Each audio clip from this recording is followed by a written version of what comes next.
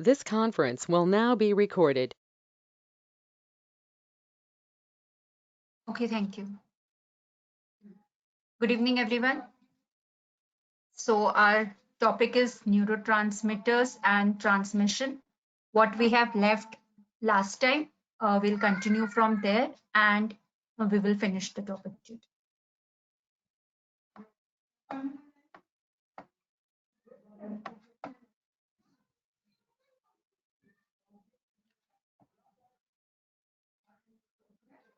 Am I audible to everyone? Hello? Okay.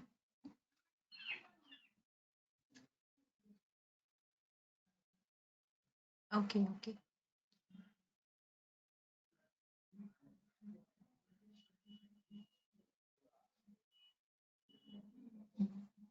First of all, sorry, I was late. Actually, I was having some work. That's why. Okay, we'll start with the neurotransmitters. Already we have done this topic last time, but I'll give a brief introduction so that we can have connectivity with the topic. And so, as you all know, what are neurotransmitters? They are small chemical molecules which are released in the brain, and they are made in the brain cells only, in the glial cells or in other nursing cells which are present, which we have done in the last classes. So they are made in those cells and they are released from the brain, and then they do their work of signal transmission. The main work of these neurotransmitters is neuron communication, communicating of one cell with the other cell. So that is the function of the neurotransmitters. And that is why they are called as a paracrine signal molecule, because their effect is shown in the nearby places, in the neighboring area, not very far and not on their own cells, but in the nearby area. We have seen that there are two types of the neurotransmitters, the conventional one and the unconventional one. So mostly the conventional neurotransmitters, they are packaged into small vesicles that are called as the synaptic vesicles. And why they are called as synaptic vesicles? Because they are released into the synapses. Now, what are these synapses? Synapses are the gaps between two neurons, that is between the axon and the dendrite of the presynaptic and the postsynaptic neuron. That space is called a synapse, and we have discussed last time also that it is not only a gap, but it is actually the place where the communication takes place through these synaptic vesicles. And what these synaptic vesicles are carrying? They are carrying the neurotransmitters, and mostly the conventional one. Okay, the conventional neurotransmitters. So as soon as there is a firing, what is firing? Firing means a message is sent to the brain. Okay, so whenever a message is sent, that is called as a firing, which will lead to action potential. Why it is called as action potential? Because some action will be taken. Okay, the brain is going to send a message and the target organ or a gland will take a action. That is why it is called as an action. And why it is called as a potential? Because there is change in the membrane potential, the difference in the ions, the ionic permeability changes, and there is difference in the ion. So that is why they are called as action potential. Okay, and when these neurotransmitters are when they are released into these synaptic places, synaptic cleft, the area is called as the synaptic cleft. They will have the receptors on the post neurons. That is, the post neurons will have these small binding molecules which are called as the receptors, and on these receptors these neurotransmitters will come and bind, and then they will carry the signal forward. So this is the basic idea of the neurotransmitters. And one more thing we have to remember, last class also we have discussed that the electric the electric potential, there are two types of the synaptic communication. One is the chemical and one is the electrical communication. Okay, so electrical communication is bidirectional. I mean, it can be bidirectional, but chemical one, that is which is happening through these neurotransmitters, it is always unidirectional. And we have framed one question also there, so you should remember this thing, that all the neurotransmitters will be moving forward in one direction, but all synaptic communication are not unidirectional, because there is electrical synaptic communication which will be having that facility of passing through backward and forward. Okay, so that is one thing which you have to remember, that is this point. Okay, this point you have to remember very strictly. Okay, so repeat this. Okay, last time we have discussed that there are two types of synaptic communication. One is the electrical synaptic communication. See,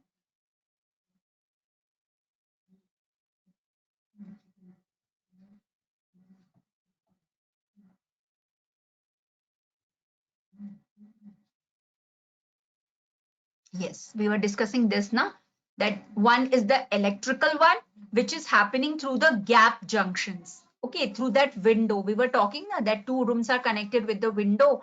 So through that window, you can pass the messages. So this is electrical transmission through the gaps. Through the gap junction, the ions will travel, and that will change the electric potential, and that will carry the message.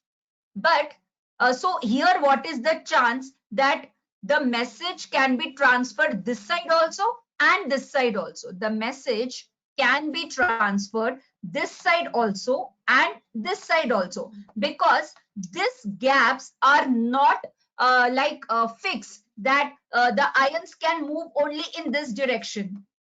It is give and take a formula. Okay, if there is a window in your room and that is connected with an adjacent room, obviously you can send anything and you can take anything. So here the chances are more that the electric potential or the ions can travel in both the direction. That is, it can be bidirectional. This one can be bidirectional. But this, because there are chemical molecules involved, and that chemical molecules are released from the presynaptic into the synaptic cleft, and then they are bind on the postsynaptic one, so it will only be in a unidirectional way.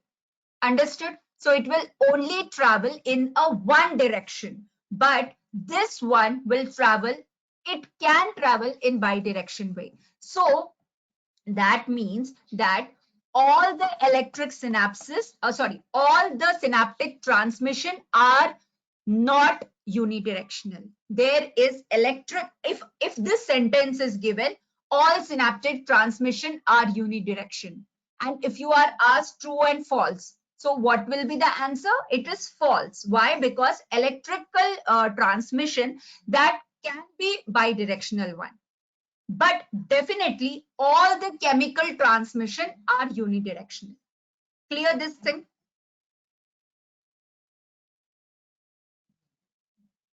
Everyone?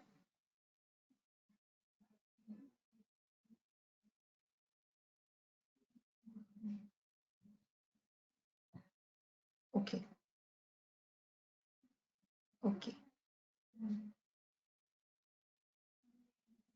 Fine.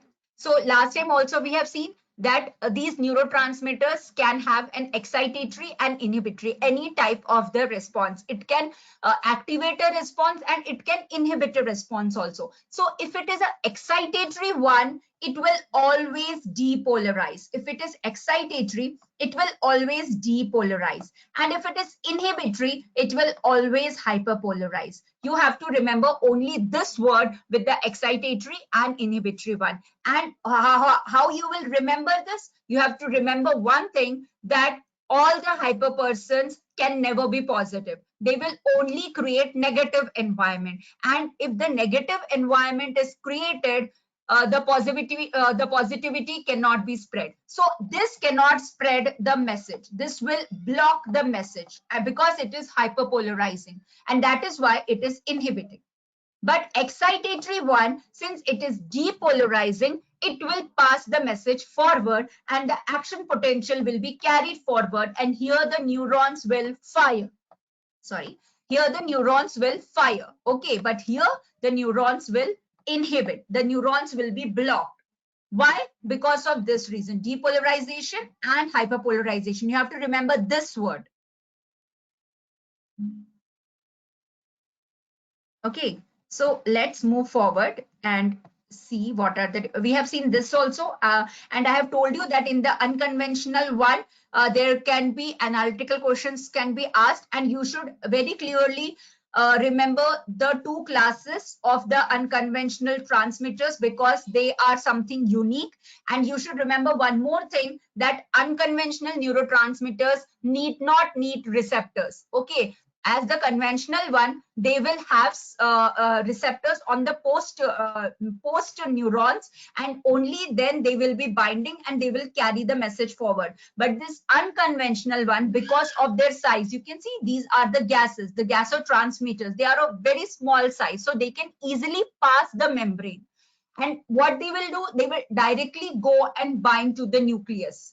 Okay, so the message will be transferred very quickly with these gasotransmitters.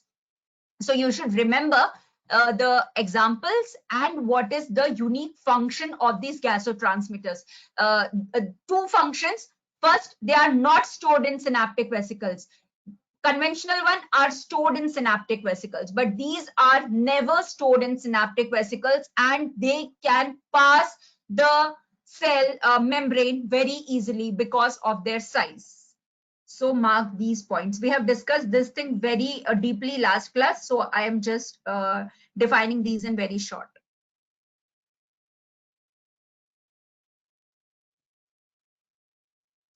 Okay, now you should know the examples. Very important, because sometimes in your 2 marks question, this will not come. Okay, my voice is breaking. Oh, everyone, is it breaking?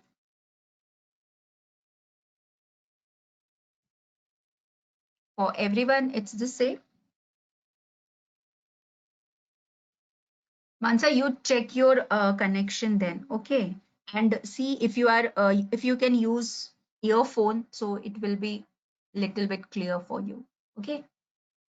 So you should remember the examples, because in 2 marks question, what they will do, they will give you match the column, and they will give you the categories, and in front of that, they will give you the example. Okay. Last point which I was discussing about conventional and unconventional was that you should remember the example. Second thing, you should remember its 2 unique properties. First property is that they are not stored in synaptic vesicle, and second important property is that they can easily cross the plasma membrane and they can directly go and bind with the nucleus. Okay, they need not have receptors on the postsynaptic neuron for their forward movement. Okay, because of their small size, as they are gasotransmitters, so carbon monoxide and this nitrous oxide, they are very small molecular weight and very small size, so they can easily pass this plasma membrane, and so they don't need any receptors. And that is why these gasotransmitters will very quickly, they will go and pass their messages. One thing I will like to mention here, see, we can breathe carbon dioxide, we release carbon dioxide. But if suppose there is a room, and there are 2 possibilities, that in one room there is carbon dioxide filled and in one room there is carbon monoxide filled. Okay, and if you are put in that room, there is more chances that you can survive in carbon dioxide room, but in carbon monoxide room, your death will be instant. Why? Because CO, carbon monoxide, that has a very strong affinity with this hemoglobin molecules. Okay, very strong affinity with this more than oxygen also. So they will readily bind this hemoglobin molecules, and they will pass this blood-brain barrier, and they will start giving messages to the neurons, and then respiratory blockage or everything can happen. So why? Because they are very small molecules and they can very readily pass their messages. They can have direct effect on the gene expression, on the nucleus, and that is why they are very dangerous. Okay, so here I was telling, it's clear, Mansa? So here I was telling that you have to know, the, okay, you have to know the category and their example, because it will be asked in 2 marks question. They will give you the match the column, and sometimes what they will do now for analytical question, they will mix everything from 2-3 units. Now they will mix and they will give you match the column. Like in 2 marks it will be more, it will be maximum 4, but when you are solving it for 4 marks, they will give you 10 or 11 options. 10 or 11 match the column, and then you have to mark. So in that, one of the option can be given, that example of purinergic neurotransmitter. So you should know what are the types and examples of that. So this is very easy. You can read this. I need not explain. You can read this, that what are the categories and what are their examples. Okay. Yes. But here, one thing I'll definitely mention, you should know the function of these neuropeptides. Okay, these neuropeptides are very important because they are being used as drugs. Okay, they are used as drugs. So you can see this endorphins and enkephalins, they are used as painkillers. Okay, painkillers. Why? Because they will go and bind with those receptors which are responsible for sensing pain. And what these endorphins and enkephalins will do, they will go and bind with these receptors, and since the receptors are blocked, the message will not be sent forward, because at those places the neurotransmitters now cannot bind. Okay, what are the examples of that neurotransmitter that cannot bind? So these endorphins and enkephalins, they can be used as drugs and they can be used as painkillers. The same is for substance P, but substance P, they carry the pain signals. And what is neuropeptide Y? Neuropeptide Y is very important because it is one of the kind which is responsible for this, what is that called, disease is called as epilepsy. Okay, epilepsy, because they can uh, sorry sorry uh, see, this epilepsy, now epilepsy is one of the disease of the brain where glutamate is the neurotransmitter. Okay, glutamate, see here, amino acid glutamate is an excitatory neurotransmitter. What happens in epilepsy is that in epilepsy, this glutamate will bind to the neurotransmitters, this glutamate will bind to the receptors, and they will continue fire the neurons. Because of that continuous firing, the neurons are out of control, and that is why the person is the person is showing the epileptic seizures. You can see that person, the seizures. Okay, they can move their hand like they are not in their control, the legs, and some kind of liquid is removed from the mouth. So that is a epileptic seizure. And why that happens? Because of the continuous firing of the neuron, continuous firing. Okay, for neuron firing also it is important that there is a hyperpolarization phase. Okay, and then there is a refractory period. We have discussed all these things. In seizures, the refractory period is missing, so the neurons are not able to come back to their normal stage, and then they are able to fire again. What happens here? They are continuously firing, and if the epilepsy continues for more time, paralysis can happen. Because of the continuous firing of the neurons will get damaged. Okay, so to prevent that, one of the drug which can be used, one of the amino acid neurotransmitters, one of the neuropeptides which can be used is neuropeptide Y, because they can prevent seizures. Okay, they can prevent seizures.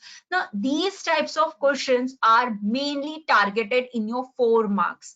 Okay, these types of questions are mainly targeted in 4 marks. They will give you a condition, and in that condition, they will ask you that what kind of drug you will use. So you should know the property of these. Okay, if you want to inhibit the pain, you should go for endorphins and enkephalins and not substance P, because it is one of the neuropeptide which will carry the pain signal. Okay, so you should know the function of this. Fine. This slide is very, very important. Just write and remember this slide. Any doubts?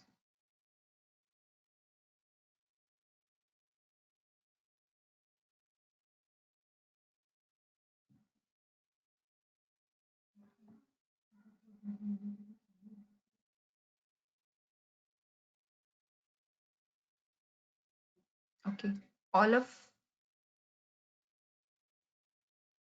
2 of you are not there. Na? Priyama, Shalini, Mofnia is there. Mansa is there. Okay, fine. Okay, now we were discussing about the receptors. Now there are 2 types of receptors for the neurotransmitters. One is called as ionotropic receptor. See here. One is called as ionotropic receptor, and second is called as metabotropic receptor. One is ionotropic, second is metabotropic. Ionotropic, as the name suggests, iron. Okay, so this is a receptor which will open the ion channels, the different ion channels like sodium, potassium, chloride, calcium. All these ion channels will be opened if the amino acid or the neurotransmitters will go and bind to this ionotropic receptors. One of the best example here is glutamate. Glutamate is a neurotransmitter which comes and binds to a ionotropic receptor. Okay, glutamate will come and bind to the glutamate receptor, and as soon as glutamate binds, what will happen? The calcium channels will be opened, and the calcium will start coming inside the cell. Okay, it will start coming inside the cell. That is called as influxing. Influxing means coming inside, and outfluxing means going outside.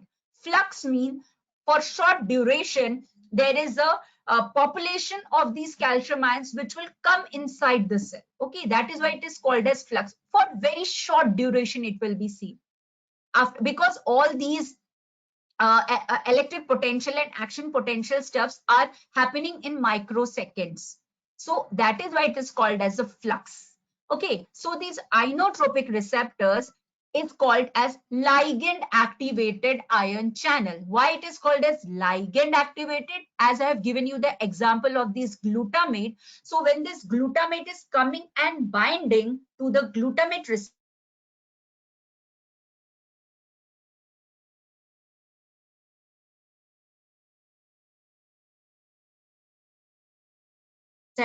the glutamate is called, okay, it is called as a ligand or a ligand. It is called as a ligand activated ion channel because when ligand comes and bind, the ion channel will be opened.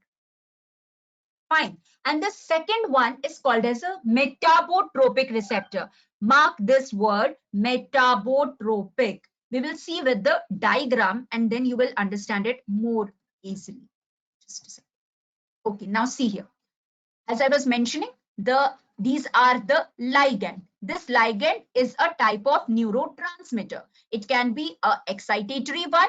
It can be a inhibitory one. It can be anything. Okay, so this is the neurotransmitter. And this neurotransmitter is called as a ligand. This is called as a ligand. And when this ligand comes and binds to this receptor, it will open a channel.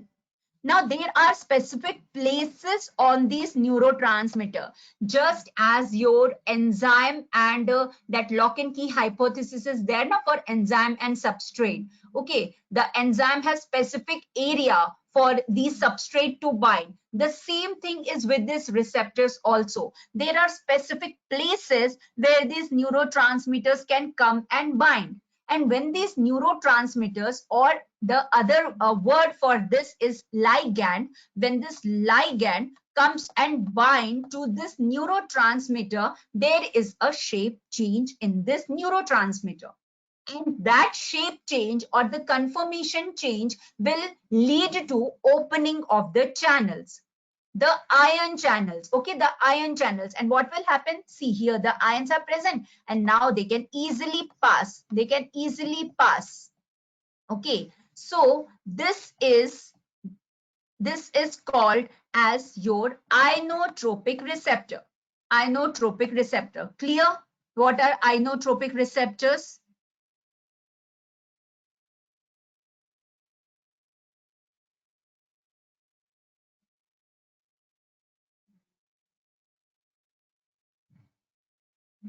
Okay.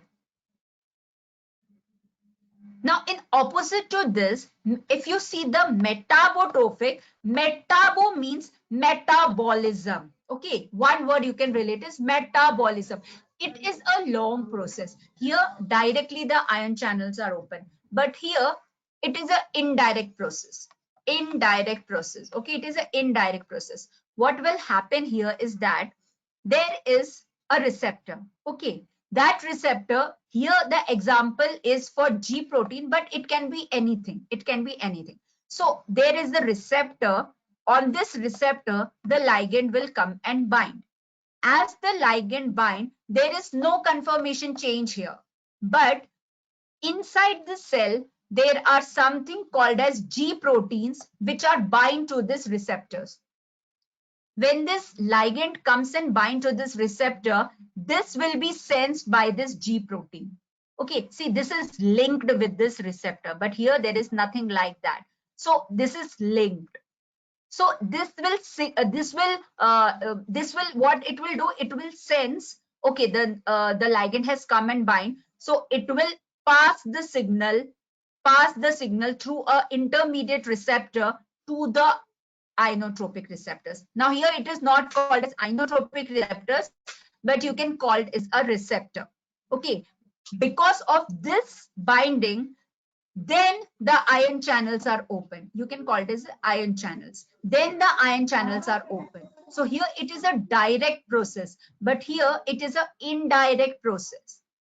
And here what will happen is that suppose there are 5 ions, so only 5 ions can be transferred. Okay, it cannot multiply.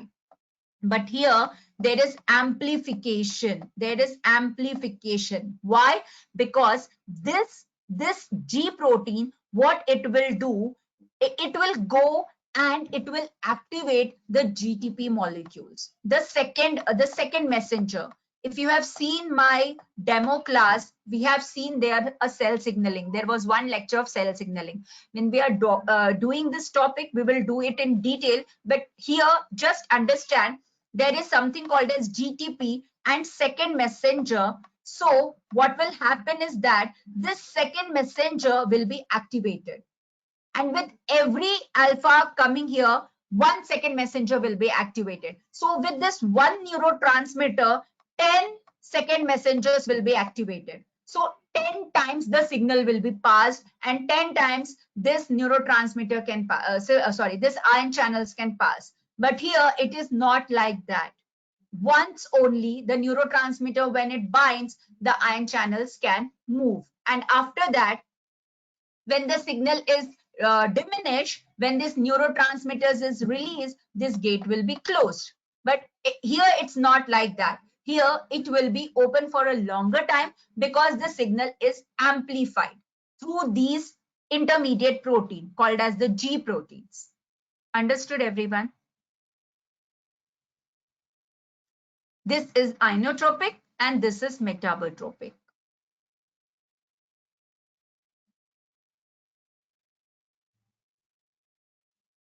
This is indirect one. Indirectly, it will open the ion channels, but here it is a direct one. They are called as intermediate proteins. Specifically, one example is G protein, and this G protein will activate this second messenger, and this second messenger helps in the amplification or dampening any of the effect. If it is inhibitory, it will dampen the signal very fast, and if it is excitatory, it will amplify the signals. Okay, so this is the difference, and what questions you can expect here is that 2 marks and 4 marks both. In 4 marks, they will design an experiment like what will happen if there is mutation here, or what will happen if there is mutation here. Something like that they will design, and on the basis of that you have to analyze.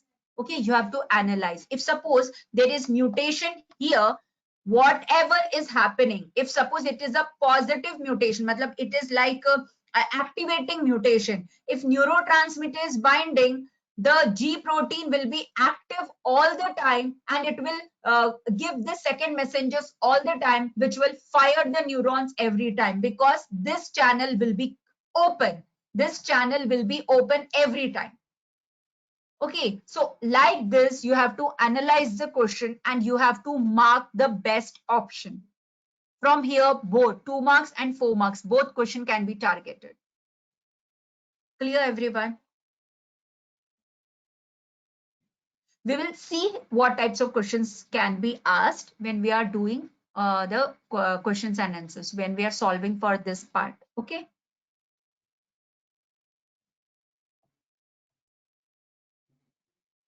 Now, whatever I was explaining now, I have written here, ligand activated ion channel, and this is metabotropic activated ion channel. You can read this and you can understand it better. Whatever I was explaining, just that thing is only written here. Okay, now very, very important thing, that how this chemical synapse transmission is occurring. There is a process.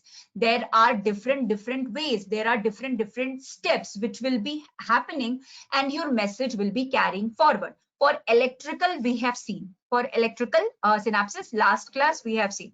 But we have not seen what happened with the neurotransmitters, what happened for the chemical messenger. We'll see with this, the diagram. What will happen is that there is one called as the presynaptic neuron. The second is the postsynaptic neuron. The action potential is arriving. This is your first step. The first step is action potential is arriving. That means there is some fluctuations in the membrane potential here, because the sodium channels are open and there is influxing of the sodium channel. So there is depolarization happening here. Now what this will do, this will pass the message to the end portion of the neuron. That is called as the dendritic portion, where the synaptic vesicles are present. Now what will happen, as the message is passing, these synaptic vesicles, now what they will do, they will come into the synaptic vesicle form. These glutamate or anything, whatever is the neurotransmitter, they will be prepared and they will come into this vesicle form. Okay, they will come here. The second step is, because of this action potential, there is change in this membrane potential stuff. There is a change. And what it will do, it will open the ion channels. Okay, now mark this thing. There is no release. Till now, there is no release. Just because of the action potential, these calcium channels are opening. Okay, the calcium channels are opening. This is your second step. Why? Because it is a voltage gated calcium channel. Only with the difference with the membrane potential, these gates can be opened. We have seen there are two types of the channel, voltage gated and the ligand gated. So these are the voltage gated channels. Just with the change in the voltage, the channels will open. The second step, the channels will open. And which are these channels? The calcium channel. Very, very important. The calcium channel. Only these channels will be open. And there will be strong influxing of the calcium inside. This is your third step. This is your third step. Okay, the calcium will move inside the cell. So inside the cell, at this point, if you will see in a fluorescence microscope, suppose you have a chemical called as fura. Okay, this is a chemical fura which specifically bind with the calcium. Specifically bind with the calcium. Now this question is asked in 4 marks question.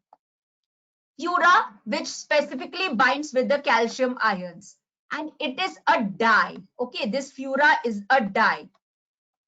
What will happen is that this fura is specific for calcium. So at this point, if you want to see whether there is a calcium influxing or whether whatever, suppose you want to check the effect of a drug X, that if that drug X is having some effect on these calcium channels or not, how you will see that? You will take this dye, and this dye you have to put in the cells. What this dye will do, this dye will bind with this calcium channels, this calcium ions. And if this calcium ions are influxing inside the cell, what will happen? If you see this in a fluorescence microscope, this dye will give a fluorescence of red color. And in the fluorescence microscope, you can see that inside the cell, there is lot many red dots than outside. Okay, so in that way, you can conclude, you can analyze that yes, the calcium channels are open and your X drug is able to open the calcium channels.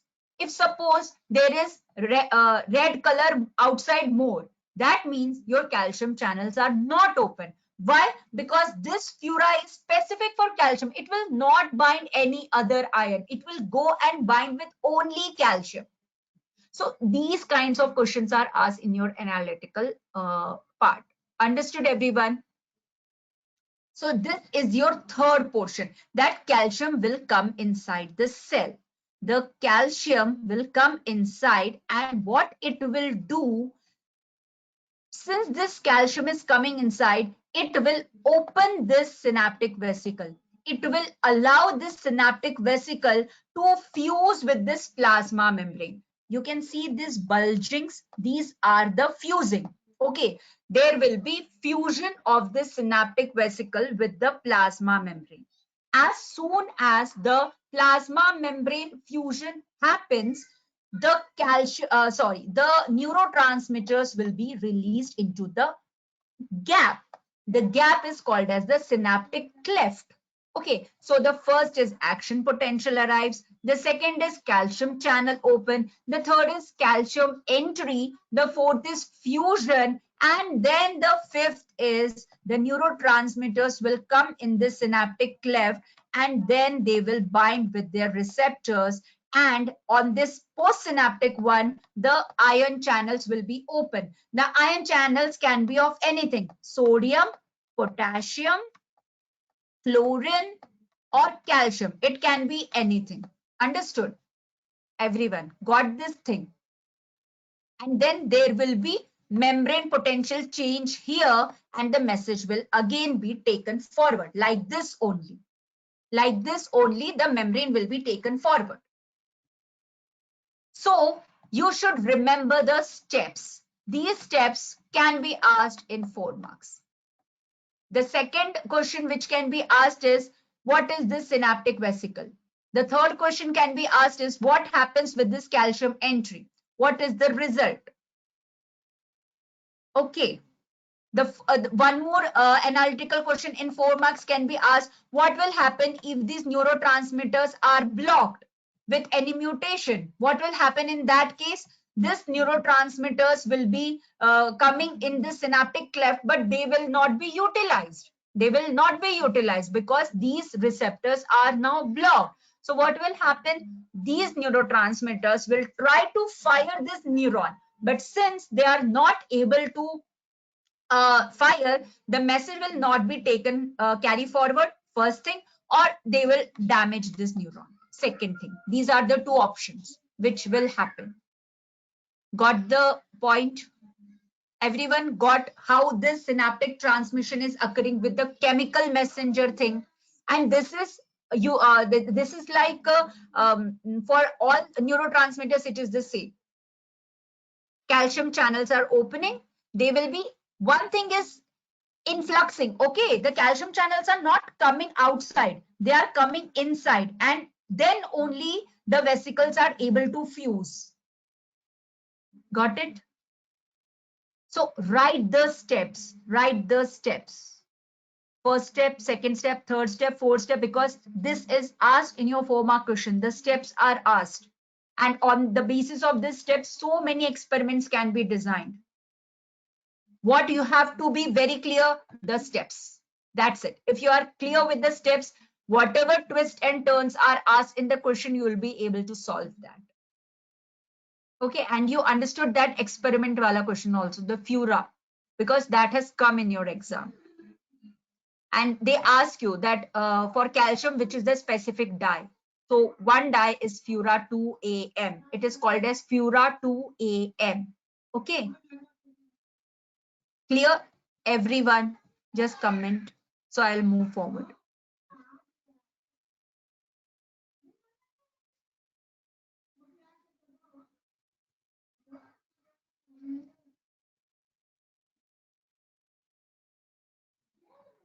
Okay.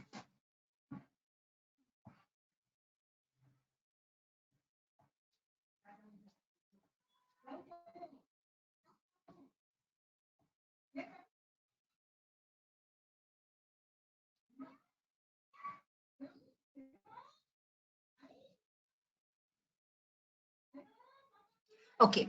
Now, suppose the neurotransmitters have completed their work.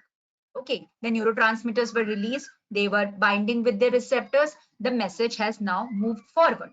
Now, the action of these neurotransmitters was that they have to open a channel. The sodium, potassium, calcium, whatever channels they are opening, whether that depends whether that neurotransmitter is a excitatory or an inhibitory one. Okay, now its function is over. So what are the possibilities? Okay, what happens to these chemical messengers? What are the possibilities? You should know that possibilities because that is asked in your 4 marks question. Also, they are targeted in your 2 marks question. Okay, suppose the neurotransmitters function has been completed. So one option is that the neurotransmitters are cleared from the synaptic cleft by they are taken back into the glial cells. The first option, reuptake. Okay, but this reuptake can be of two types. The first reuptake is through this receptors. They are taken back through the receptors. That is called as the reuptake. Or they are carried by the glial cells. The glial cells which are present here. Okay, they are not a part of the neuron. They are non-neuronal cells. They are the nurse cells. So the first thing is reuptake either by the presynaptic neuron, or the second is that they can be taken up by the glial cells. This is your first option. Okay, this is your first option. The second option is that they can be degraded by the enzymes. After their function is open, the glial cells, they will release the enzymes into the synaptic cleft.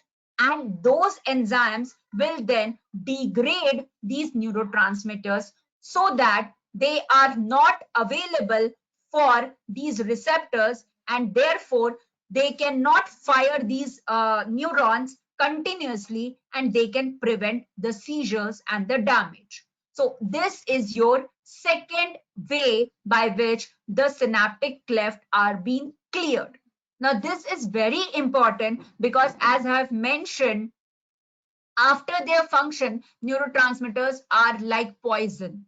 Okay, if they are present in this synaptic cleft, they can cause very dangerous disorders also. So it is very important. This area has to be cleared.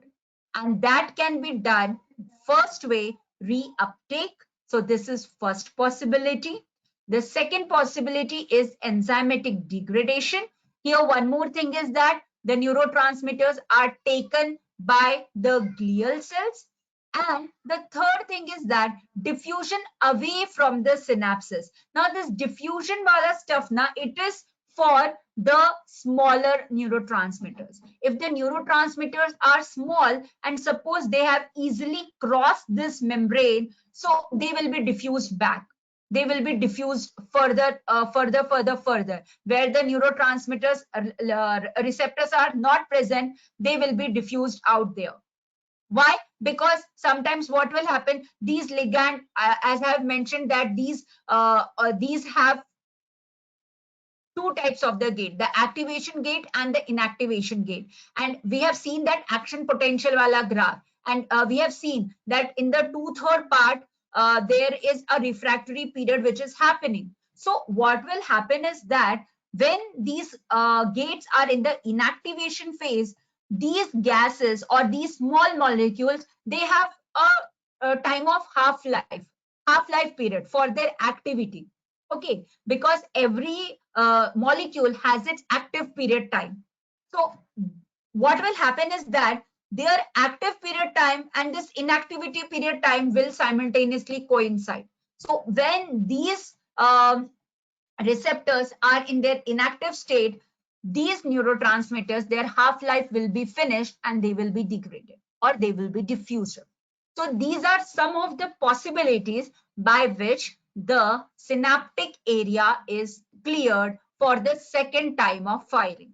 Okay, for the second time of firing, you should have a clear area. Only in that way, the message will be taken forward in a unidirectional way. Okay, because if here the neurotransmitters are present, it will be like it can come, it can fire this neuron also and this neuron also. So that is not the funda of the neurotransmission carrying. It has to be carried in unidirectional way only, and that can be happen very smoothly in only one option, when in the previous area the synaptic cleft is cleared. So these are some of the ways by which synaptic areas are cleared. You should know these points very clearly. You should know these points, because on the basis of these points, 2 marks question and 4 marks question are targeted. From here, it's mostly 4 marks question. Okay, mostly 4 marks question, because here so many experiments can be designed. Okay, if suppose this receptor is blocked or it is having any mutation, so the reuptake is not possible. So what are the possibilities? How you can clear this? How you can clear?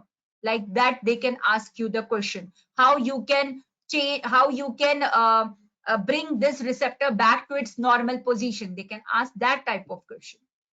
Okay, so you should know what possible questions can be asked through these possibilities.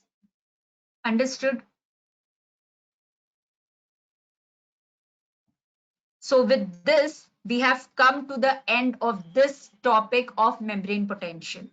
Okay. There are some examples.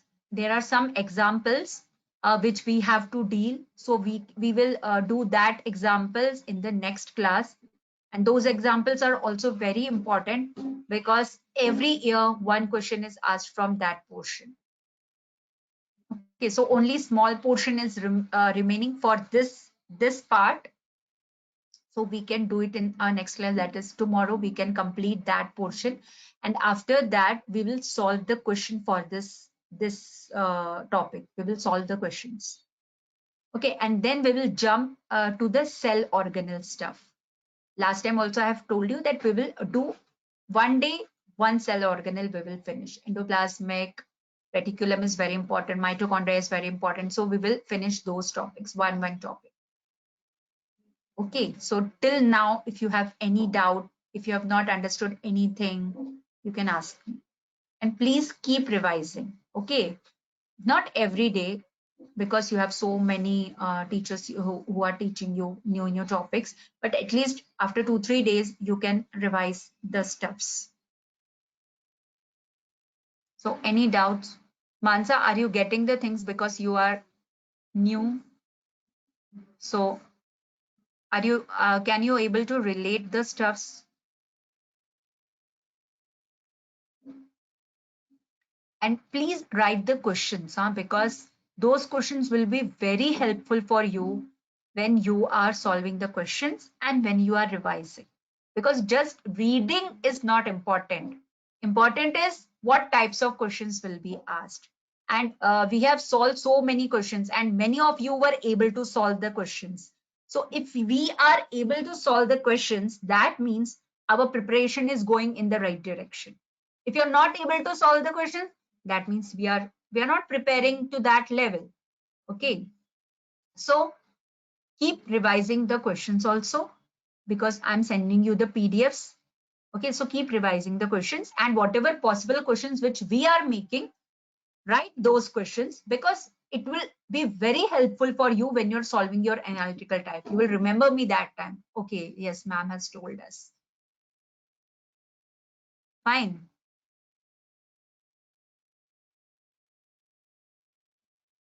So that's it for today. We'll meet next time, tomorrow, with a new topic. I finished, sir. Okay, ma'am. Thank you. So, students, if you understood today's topic, please comment yes in the comment box. Okay. Thank you, Mansa, Monia, Priyama. Thank you, everyone. Salini. Okay, now you can leave the meeting.